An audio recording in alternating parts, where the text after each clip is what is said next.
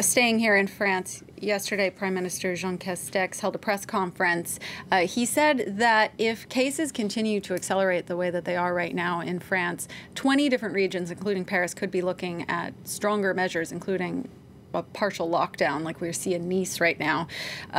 But he did not implement a third nationwide lockdown that some people thought he might. Yeah, it's will he or won't he every week on Thursday. And once again this week, no, the government doesn't want to bring in a general nationwide lockdown for two reasons. A, because they don't want to hinder the economy even more, and B, because they're scared that people are bored with lockdowns in France and they don't want protests to take off. But they're under pressure because the figures are going up. If you look at the map of where these regions are, they go from northern France right down to the Paris region, just north of central France, and then you can see down in the southeast of France and eastern Moselle region of France are all quite heavily hit by the increase in infection rates in coronavirus, and that is due in great part to the arrival of these variants, the English variant, the Brazilian variant, and the South African variant.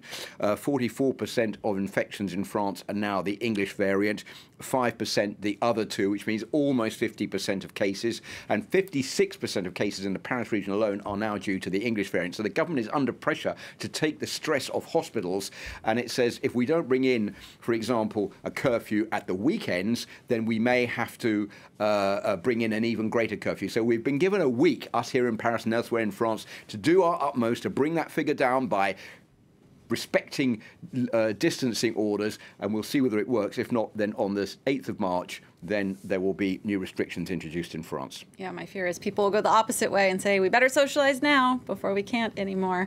We'll hold our breath for another week. Foreign Affairs Editor Philip Turle, thank you so much for that update.